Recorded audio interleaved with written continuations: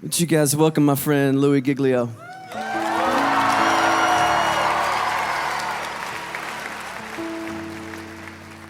You guys can have a seat. Thank you so much.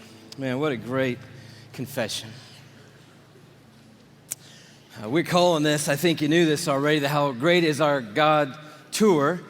Not just because God has given Chris this phenomenal song that circled the globe, but we're calling it the How Great Is Our God Tour because we are here tonight worshiping a God that is far beyond anything we could ever dream of or imagine. We are here tonight to worship a huge, massive God of grace and glory.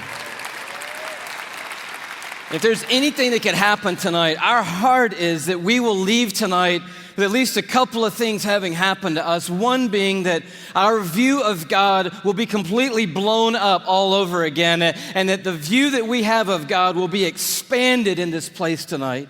And that we will leave here with the confidence that He is able to hold on to us and hold us together no matter what circumstances come our way in this lifetime. And if you were with us on the Indescribable Tour, we sort of took a swing at that first part, looking at the bigness of God and the greatness of the universe. Anybody make it out to the Indescribable Tour, by the way? A few of you guys were there. The story of it in a nutshell was that the heavens are telling the glory of God. Their expanse declares the work of His hands. In other words, all you have to do is look up and you see the size of the God that we're worshiping tonight. We ended that, just a little review, with this galaxy right here, the Whirlpool Galaxy. You're like, man alive, we're talking about astronomy at a Christian worship service. Why not? The God that we're worshiping tonight is the one who created that right there. It's called the darling of astronomy. The reason why is it's sitting completely perpendicular to us on Earth. And when we look up at it, we get this beautiful view. But check this out. The Whirlpool Galaxy is 31 million light years away from where you're sitting right now. Okay, they got nothing in here tonight. 31 million light years away. That's just the first little thing we got to catch up with tonight. By the way, the story opens like this. In case you forgot, in the beginning, God created the heavens and the earth, and He said, "Let there be light," and there was light. And that was a phenomenal moment when that happened, because light came out of the mouth of God traveling 186,000 miles a second. That's how fast light is traveling through the universe. And so a light year, therefore, is how far light travels in 1 year, and I'll do the math for you. It's 5.88 trillion miles is a light year. So as we talked about before, when you start to get around in the neighborhood of God, the mile is not going to help you. The yardstick, the ruler, the tape measure, these things are of no value in the universe that God has made. We're using a ruler called a light year that's 5.88 trillion miles long. And if you'd like to go to the Whirlpool Galaxy, be my guest. All you have to do is multiply 31 million, that's how many light years it is away, by 5.88 trillion miles, and that's the distance that you've got to cover. Anybody with me so far? I'm wondering, are there any science lovers here tonight? Because we're going to have a little scientific content tonight, and I need to know if anybody's going to be with me so far. So you do the math, or you could look at it a different way. You just have to travel 186,000 miles a second for 31 million years, and voila, you will arrive at the Whirlpool Galaxy. Second thing that's pretty stunning, given that our God made that, is it contains 300 billion stars. In that one galaxy, 300 billion stars. And it is one of hundreds of billions of other galaxies in the known universe that God has made. And it just reminds us all over again tonight, man, this God that we're singing to tonight, He's enormous. He's bigger than anything we've ever dreamed of. He's bigger than our wildest imagination of Him. But we ended by looking inside that thing, and this is pretty stunning. Those of you who've seen it remember, but the Hubble Space Telescope is circling the Earth at 360 miles above the Earth, and it takes amazing images of these galaxies and other phenomenon of the cosmos, and it looked into that white core of the Whirlpool Galaxy, and lo and behold, there is a black hole in there. And we'd never seen it before until Hubble could take an image of it, and I found this on NASA's site, hubblesite.org. This is what Hubble sent back to us from 31 million light years away from the black hole core of the Whirlpool Galaxy. They send us back this image right here, and it's just crazy. It's crazy. It's the glory of God, the grandeur of God. It's the grace of God and the mercy of God everywhere we look. It's the imprint of God in all of creation, everywhere we turn. And tonight we just want to begin with the bigness of God, the grandeur of God all over again. We're going to do it by looking at 4 stars. Can you handle 4 stars tonight? The first one's easy because there's just one star in our solar system, and that star is called the sun. Thank you very much. Yes, it's our own star. It's there's an image of it for you, by the way. It's a little more fierce than we often think. It's 10,000 degrees Fahrenheit on the surface, but what I want you to see about it is how big it is. It's 93 million miles away, so when you're looking up in the sky, it's pretty good pace out there. By the way, light traveling 186,000 miles a second, it's only taken 8 minutes to cover that 93 million mile journey to touch your skin here in Atlanta, Georgia. But what I want you to see is the size of it. It's like 1,000,000 times the size of the earth, and that matters to us tonight when you hear what the psalmist said. Listen to his words. By the word of the Lord, this is Psalm 33, the heavens were made. In other words, God didn't lift a finger when he made the universe. By the word of the Lord, the heavens were made. But he goes on to say, their starry hosts by the breath of his mouth. So we're looking at something so intense that we don't want to get any closer than 93 million miles away, which is what we are right now. And then we read that God just breathes out stars. It's crazy to think about it. 1,000,000 times the size of the earth. So here's a little perspective that sort of changed my life. If the earth were the size of a golf ball, okay, the sun would be 15 feet in diameter. Okay, that didn't seem to move anybody either, so let me try it a different way. Let me just try it just a different way. I thought I might need this, so I brought a golf ball, okay? So all through the evening, this is going to represent Earth, all right? So this is where we are. I need everybody in the building to look as closely as you can and find yourself, okay? And when you found yourself, I want you to nod your head so that I know you've located you on the earth, okay? You nodding your head? Okay, you found yourself. If the earth were a golf ball, the sun would be 15 feet in diameter. That's not 15 feet in diameter. Can we blow that up just a hair, maybe give them 15 feet in diameter? So here's a little perspective for you, okay? Is this working for anybody? Here we are on the earth, and that's the sun. It's so big, you could put 960,000 Earths inside the sun. So if the earth were a golf ball and the sun were 15 feet in diameter, you could put 960,000 golf balls inside that 15-foot diameter sun. That's enough golf balls, by the way, because I know that seems like a big number, to fill a school bus with golf balls could fit inside the 15-foot in diameter sun. It's a massive star, and it's one of hundreds of billions of stars in the Milky Way galaxy, our cul-de-sac in the neighborhood called the cosmos that God has made. It's huge, and we're worshiping a star-breathing God tonight. But I want to tell you about the second star, okay? Because the second star absolutely wrecked my life. I heard about it when I was a high school student here in Atlanta. One of our youth leaders did a talk, and he mentioned this star. I didn't know how to talk to God for about 2 months after I heard about this star. It's called Betelgeuse or Betelgeuse. You can pick your pronunciation. I'm obviously going with Betelgeuse, and Betelgeuse is incredible. Here it is in the night sky. I know it doesn't look incredibly ferocious, but it's 427 light years away. So that's 427 times 5.88 trillion miles away from us right now. Draw it in a little closer with the Hubble Space Telescope, and you can start to get a little bit of the feeling of its intensity. But this is the crazy thing about Betelgeuse. Are you ready for this? Betelgeuse is twice the size. Are you ready? You think I'm going to say twice the size of the sun? Oh no, it's twice the size of the Earth's orbit around the sun, Betelgeuse is. It's crazy. If the earth were a golf ball, Betelgeuse would be the height of 6 Empire State Buildings on top of each other. Now, come on, have you seen the Empire State Building? I mean, maybe what you're going to need to do is gather the family, get a golf ball, get some plane tickets, and fly up to New York. And you're going to go into Midtown, you're going to take your golf ball and put it on the sidewalk outside the Empire State Building. Don't worry about people thinking you're crazy. They're not even going to notice you in New York. You're going to go across the street. You're going to look up at the Empire State Building and imagine 5 more Empire State Buildings on top of the Empire State Building. That's Betelgeuse, and that's the earth, and somewhere you're on it.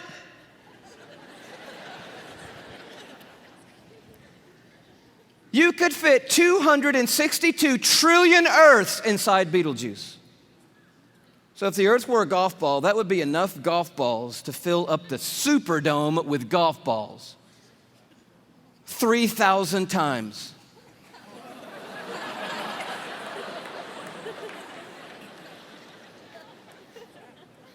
When I heard that as a teenager, that stumped me right there. Because most of my praying had been advising God, correcting God, suggesting things to God, drawing diagrams for God, reviewing things with God, counseling God. The third star, can you go a little bit bigger with me? The third star is called Musifi. Here it is in the night sky. It's that gold star to the top left. We have the big image of it. It's 3,000 light years away, but I just want you to see it in the span of all these little glittering stars so that you know that at times when you look up at night, it is not just twinkle, twinkle, little star, how I wonder what you are. I'm telling you what you are. What you are is intense and huge and massive and ferocious is what you are. And this one used to be called Herschel's Garnet Star. Check it out. If the Earth were a golf ball, Musifi would be the width of 2 Golden Gate bridges end to end. Apparently, you're going to need to go from New York to the West Coast. Go to San Francisco with your family and your golf ball. Place your golf ball at the beginning of the Golden Gate Bridge. Go across the bay into Oakland to a high place where you can see the entire Golden Gate Bridge. Another second Golden Gate Bridge will be in your imagination. Span all the way back the 2 Golden Gate Bridges to the very beginning and find your golf ball over there. That's the Earth, and somewhere you're on it. One of the stars in the Milky Way galaxy. It's so big you could fit 2.7 quadrillion Earths inside this one star. Thank you so much. Where have you been all night? Now, quadrillion we have not talked about, and I need to explain this just briefly because I don't know about you, but I do not understand the national debt or any numbers bigger than about $875.28. I get that number. Go bigger than that, I don't know. But you need to understand a quadrillion, okay? Because this star is crazy big. A quadrillion, let's do it this way. Everybody knows a million, right? How many of you know what a million is? You can kind of get your head around a million. Everybody? All right. You know that a billion's 1,000 million, and a trillion is 1,000 billion, and a quadrillion is 1,000 trillion, right? Everybody knew that? Here's the perspective. This changed my life, right? A million seconds ago, 12 days ago. Isn't that cool? See, that saves you doing that on your little calculator at home, which I dare you to try to do when you get home tonight. But a billion seconds ago? You're thinking, oh my goodness, if it's 12 days ago, I'm going all the way back to like September with you, Louie. This must be crazy, right? How about May 1975 is a billion seconds ago? You're like, whoa, that's a little bit bigger than a million. Oh yeah. A trillion seconds ago, you're like, I'm on the 1800s. No. Christopher Columbus? No. 29,700 BC is a trillion seconds ago. A quadrillion seconds ago, 30,800,000 years ago is a quadrillion seconds ago. We're talking about a really large number, and Musifi is so big, you could put 2.7 quadrillion Earths inside this one star. But it is not even the biggest star we have found. I love science, and science has just brought us the largest star they found. It's called, are you ready for this? Canis Majoris. Now, I'm no linguist, but that's a cool name for the biggest star we've found so far. I think that means the big dog star, and that's exactly what it is. I bring it to you as a little bitty purple, glow just to the right of center there. But Canis Majoris, oh wow. If the Earth were a golf ball, Canis Majoris would be the height of Mount Everest.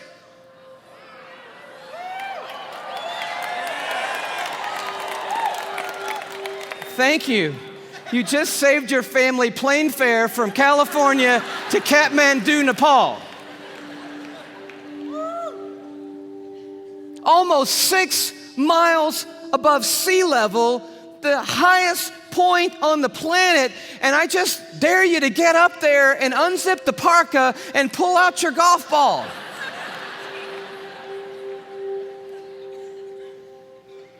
You could fit 7 quadrillion Earths inside Canis Majoris.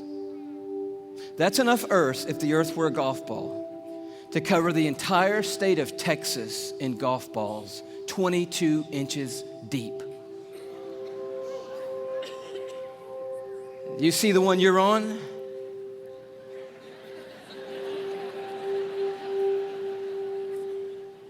Maybe this will help a little bit more. This absolutely blew my mind. Just a little journey through our solar system. Everyone knows our planets and sort of how we fit in to the story here. You see really quickly that we're not even the biggest deal in our own solar system, but as Earth comes by, you have to know tonight that we are living on a privileged planet. Anyone would tell you we're living at one of the most special places, if not the most special place in all of creation. But Neptune comes by and Saturn and then Jupiter, and you're like, okay, we're not all that big, even in our own little cul-de-sac.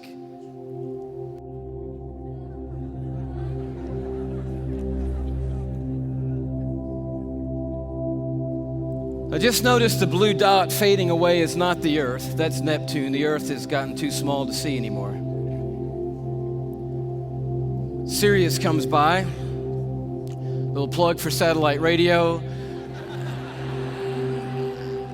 Not the biggest star, but the brightest star that we have found so far.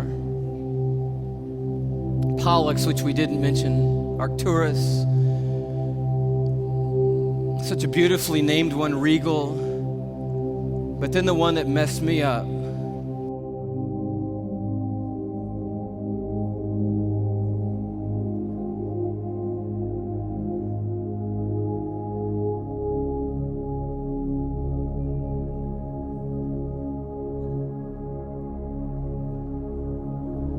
Our third star, Musifi.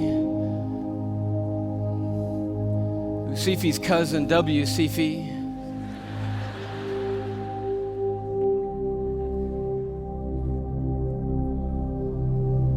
Canis Majoris.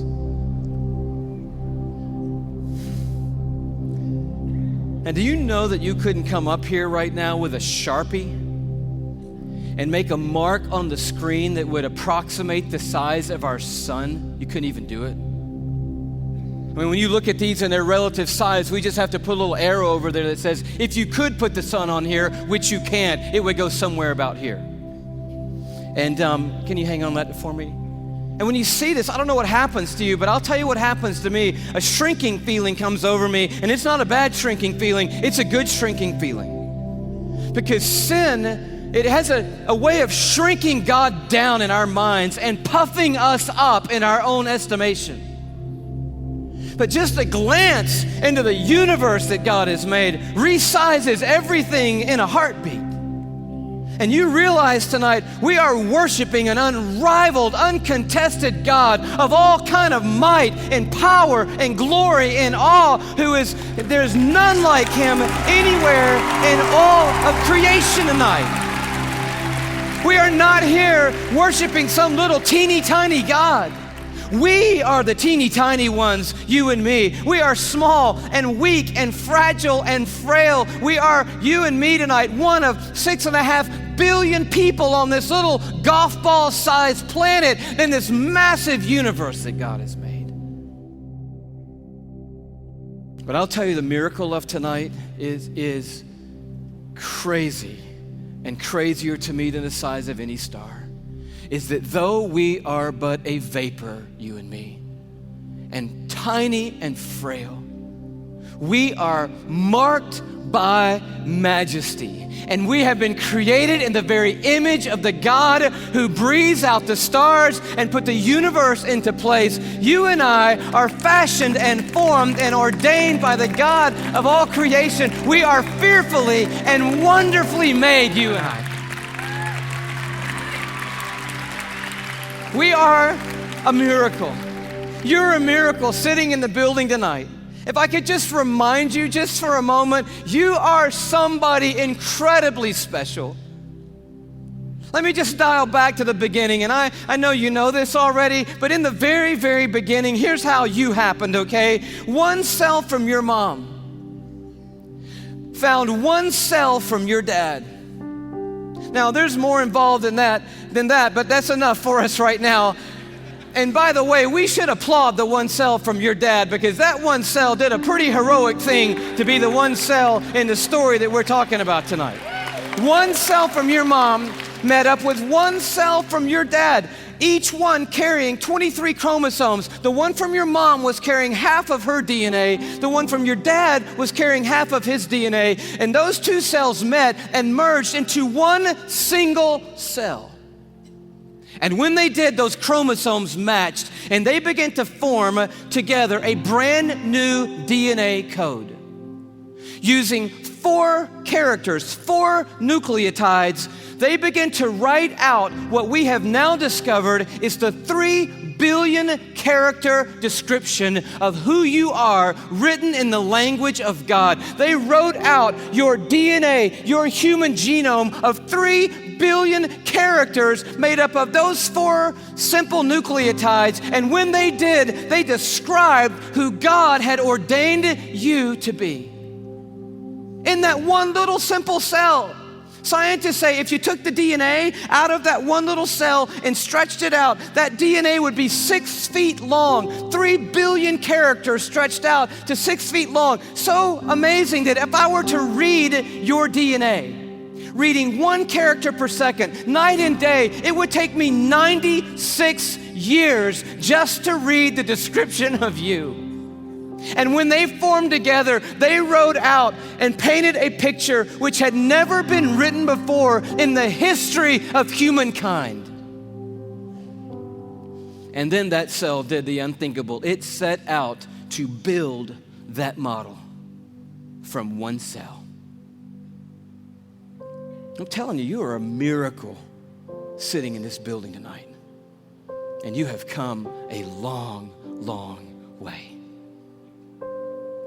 I mean, here you are. This may not be in the family photo album, but here you are at 3 days old.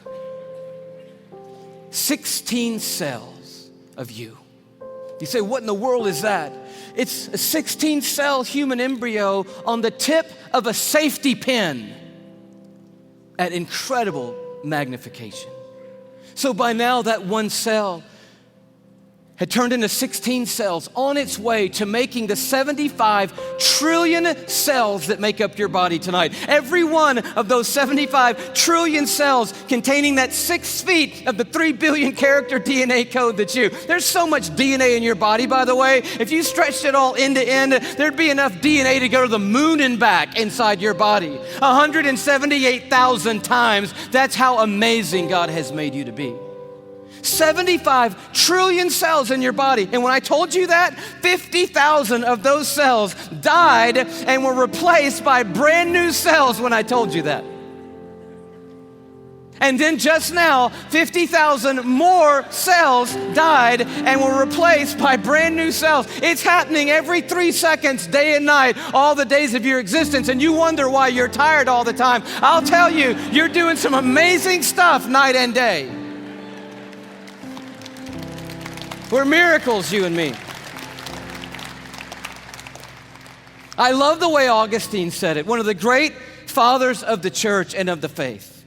He just nailed it when he said it like this.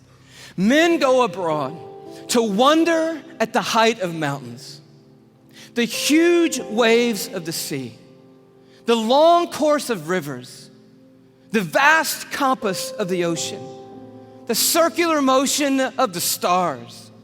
But they pass by themselves and they don't even notice. In the womb, miracles happening every moment. Here you are at 5 months in the womb. You remember those days? Those were the good old days. And just miracles happening every second. Let me tell you about one. Million optic nerve endings left the optic nerve center of your brain in the womb, headed for 1 million optic nerves that had left your eye. And they had to meet and match their exact partner, 1 million looking for 1 million. And when they found their exact partner out of 1 million and matched up together, in that instant you had sight. And anyone would tell you that to this moment, the most technologically advanced thing on planet Earth is your eye. Oh, but it didn't do you any good, because when that moment happened, you just had one piece of skin completely covering your eyeball. But as I read in one textbook, miraculously and mysteriously at about the 6th month, a little cutting device appeared, and it cut perfectly that piece of skin. And you had eyelids for the very first time in your mother's womb. You are fearfully and wonderfully made.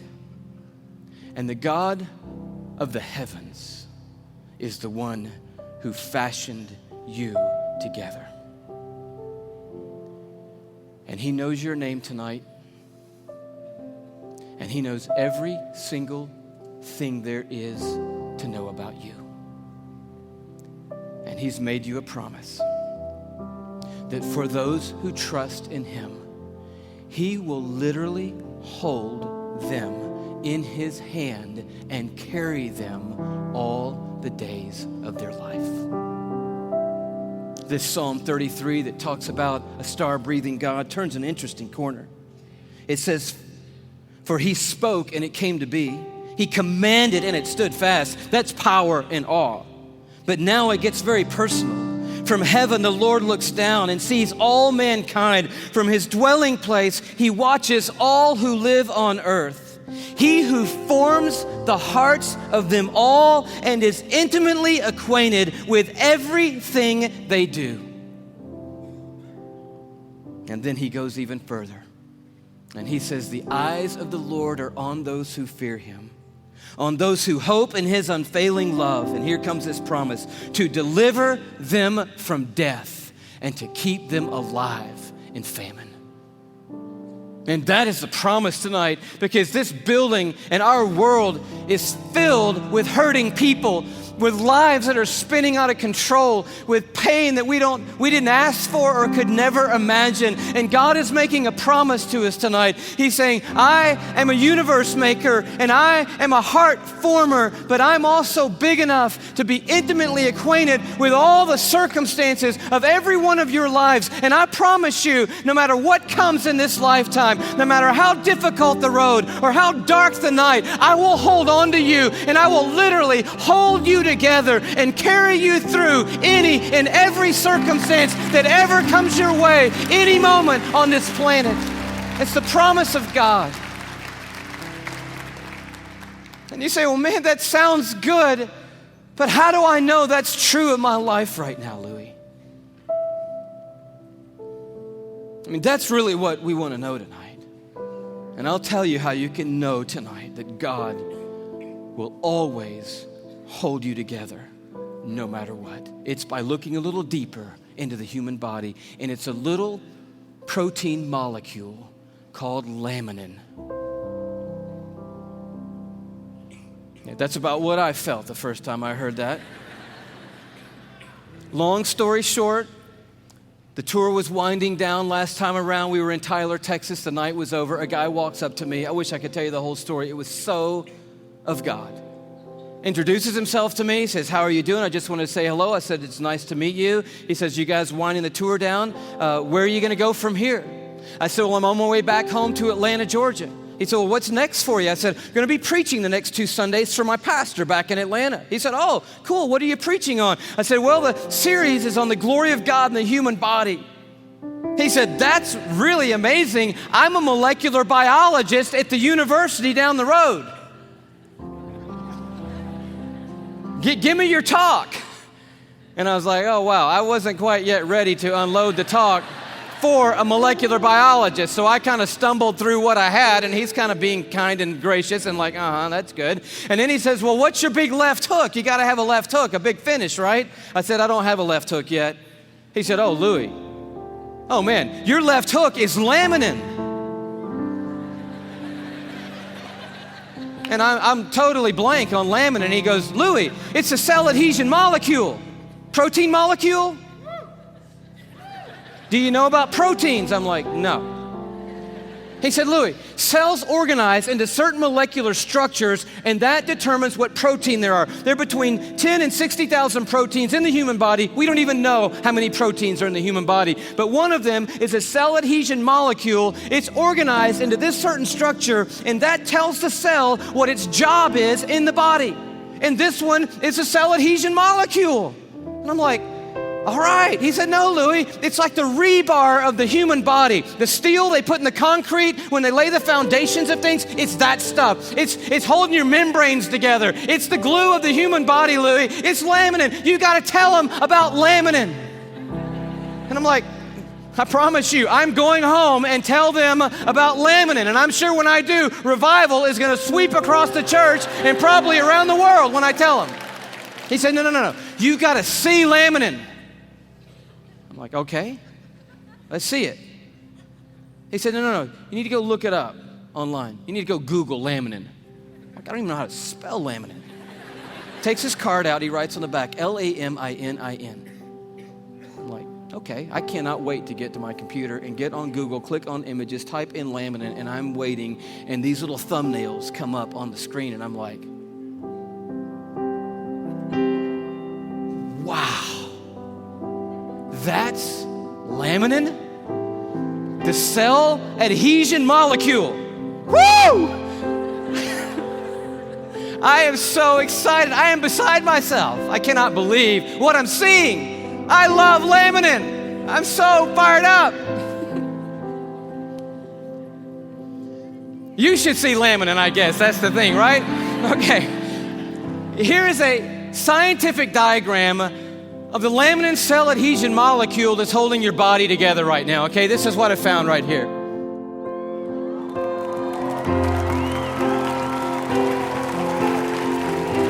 No, come on, that's crazy. That's just crazy. I just can't believe it. I emailed that guy back so fast, I'm like, wow, what in the world? He said, you want to see an actual laminin molecule? I'm like, oh no, man, the diagram was cool for me. I'm happy with that. Don't bother sending anything else. I'm like, yes! And he sends me this image, an electron microscopic image of an actual laminin protein molecule. It looks just like this.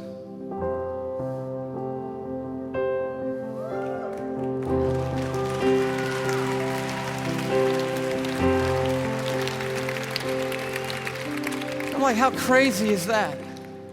That the stuff that holds our bodies together, that's holding the lining of your organs together, holding your skin on, is in the perfect shape of the cross of our Lord Jesus Christ. And immediately I'm thinking about the words of Paul in Colossians 1. You know this beautiful passage where Paul's talking about the supremacy of Christ and the sufficiency of Christ. He says, for by him, talking about Jesus Christ, all things have been created, things in heaven and things on earth. All things were created by Jesus and for Jesus.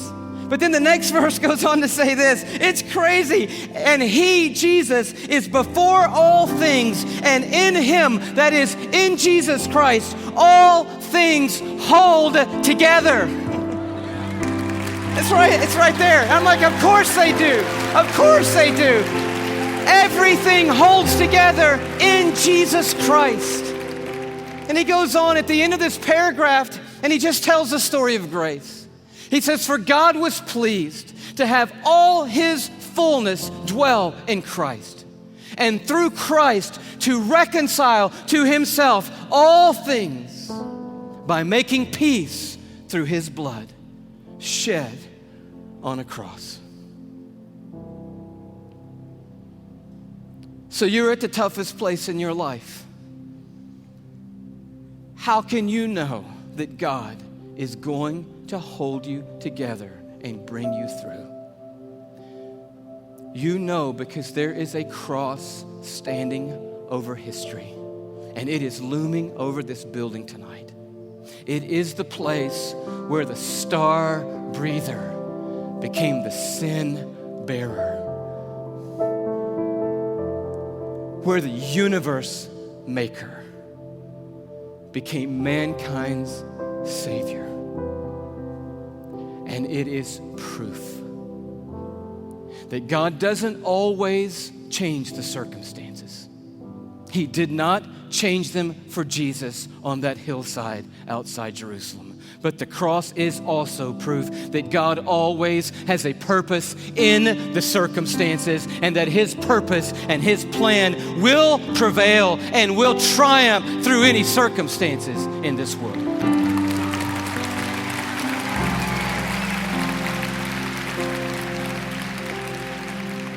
So we just close with this question. It's found right in the middle of an interesting chapter in Isaiah 40 where it just talks about the expanse of God. He stretches out the heavens like a curtain, like a tent to dwell in. He leads forth the starry host one by one and calls them each by name. But then it takes a turn. And the writer of Isaiah says, "So why do you say, O Jacob? And why do you complain, O Israel? My way is hidden from the Lord."